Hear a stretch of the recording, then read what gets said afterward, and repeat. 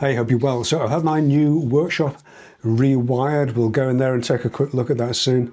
But I just wanted to talk about the process of putting the electrics into a workshop, especially a home or DIY workshop, because it's really easy to over-engineer and over-specify everything for your needs. Most of us tend to over-engineer things anyway, but when it comes to electrics, you've always got this in the back of your mind, well, you need room to expand, you know, what if you get a big thing that needs more power? And with electrics, certainly in domestic electrics in your home, that's problematic. I'd always recommend in a workshop or any kind of commercial installation having surface mounted electrics where you can. Everything in here is surface mounted and everything in the new space is surface mounted as well. That's because it's just easier to get at afterwards, like a surface mounted shower valve. You know, if you never need to replace parts of it, it's easier to get at rather than having it buried in a wall. Room to expand is important, and because I've had a rewire in my new place, one thing we are having is a new consumer unit, a new fuse box, and I've insisted on having an extra at least two spare fuse points in there so we can run additional circuits if we need to. Always try and, whenever I start to get carried away, and that does occasionally happen, always try and remember what I achieved in here. This workshop, I ran my entire fitted furniture business from in here, run my YouTube business from in here. I'll be running the print farm from in here. I've just bought another 3 printers, so they'll be sort of beavering away next door. This whole space just has 6 double sockets in it on a single circuit, so you can do quite a lot with very little. As I say, my situation is a little bit more complicated with the new space because it's a rental, so the electrics actually belong, they form part of the fabric of the building. The individual specifications of the electrics are down to the landlords and their electrician and largely their insurers as well. But I've been given a bit of freedom to actually put them where I wanted within reason. There's all manner of things that you can think about when it comes to wiring up a workshop. I had some great discussions with the 10-minute workshop plus members about this. Lots of folks saying, oh, you should have everything on each wall on a separate circuit for fault finding in future. They're not my wires, they're not my cables. The extent of my fault finding will be getting on the phone to Phil the Sparky, getting him around here to sort it out. So that's not an issue for me personally. And we had a lot of debate about whether or not you would have a safety kill switch by the door. I've decided not to do that because I don't think it's right for me, and I don't want to sound like the guy arguing against seatbelts and airbags, but I just can't conceive of a set of circumstances where it would be necessary for me. I literally don't have any big iron machinery, so the idea of somehow needing emergency services to break down the door in the event of an accident and kill the power when they come in, kill the power but not the lights, obviously, yeah, it's just, I don't think it's going to be necessary. Anyway, let's have a quick look at what I've sketched out as the ideal sort of wish list. This is the far wall as you come in through the front doors. So I'm going to have bench top, much like I have here, along that back wall. This will actually be in the middle where the mitre saw goes, so that'll be dropped down slightly to there. And we'll have drawers in there and open sort of cupboards at either end. I've got this funny sort of blocked off doorway here. And what I want, the consumer unit, the fuse box is there. That's going to be new. In fact, it is new. This has all been done. We've got a double socket either side of that doorway. We've got a double lower down beneath the workbench for the mitre saw and the extractor. And we've got another 2 doubles just to the right of it above the workbench here. At this side, I'm going to have a sink, and it's going to run this way underneath the window. You've got to be a little bit careful here in Britain about having sockets near water, but I wanted the option to run a kettle alongside the sink if I needed to, without needing any additional sort of outlets around in or around the safe zone. So moving along to a wall, this is the wall with the windows in it. So over there, we've got a fused spur down here. This is where the sink's going to be, under here. There's a fused spur down there just in case I want to put a water heater in. I haven't decided yet whether it's going to be an instant water heater or just I'll rely on a kettle. I don't think I'm ever going to need to run a large amount of warm water. I think it's probably just going to be for hand washing or washing brushes, something like that.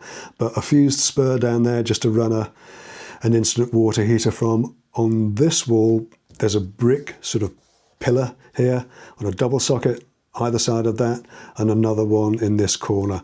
Not anticipating having a lot of power coming off that side of the workshop, so I don't really think there's any great need for it there. And this is on the other side of the workshop, so literally as you come in through the door here on the left hand side. Again, there's another blocked off doorway there. As we'll see, I've done a little bit of work on that recently. I wanted a double socket by the door as I come in, just in case I want to run something that I need to run power to something that I'm doing outside in the little alleyway. Welder. And then I want this clear because I'm going to put shelves and stuff on there. I wanted a double socket here down below the bench level.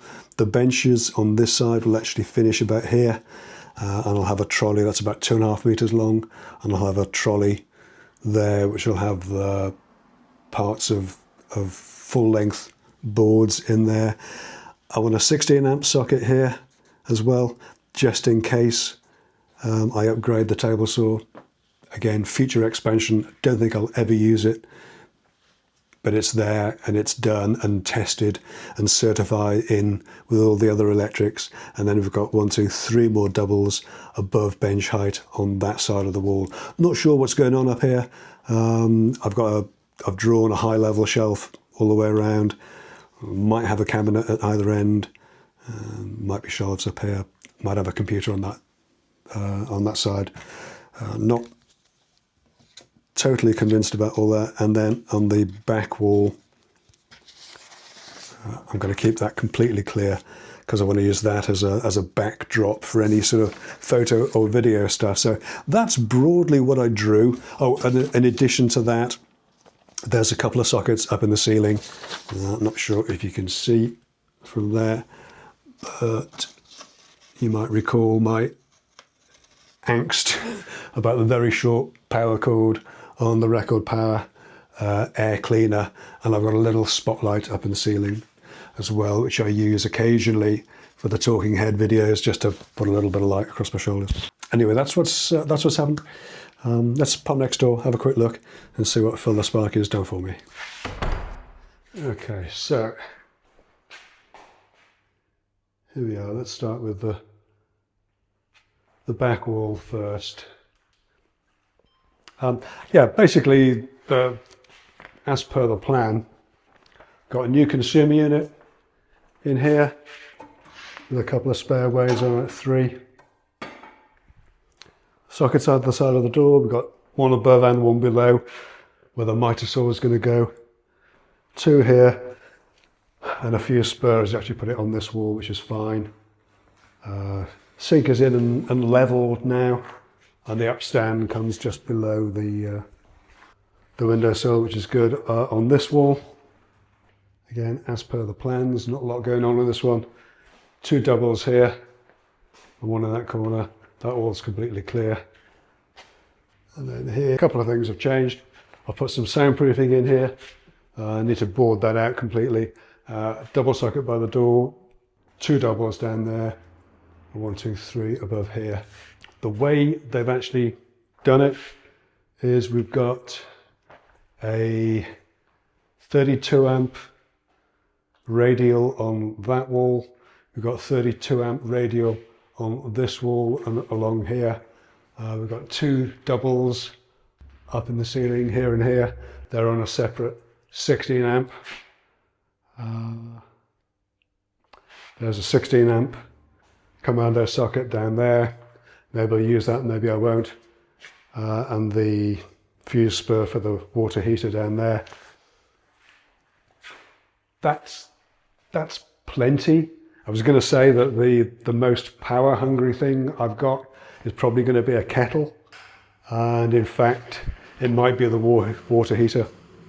That might be a 3 kilowatt heater. But other than that, this is plenty. 2 32 amp circuits is loads.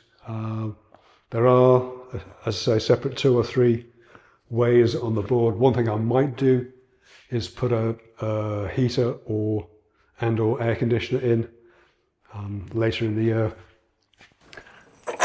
I first saw this place in January and it's pretty cold outside, and it's never been below about 13 degrees in here, so I don't think it's going to be too much of a problem. Even in the hottest of days, it was still much more comfortable in here. We've had a period of very, very hot weather, so no real issues with that. But if you're going to put a heater in, then you might as well put an air conditioner in, as if it'll do the same function as what I'm thinking.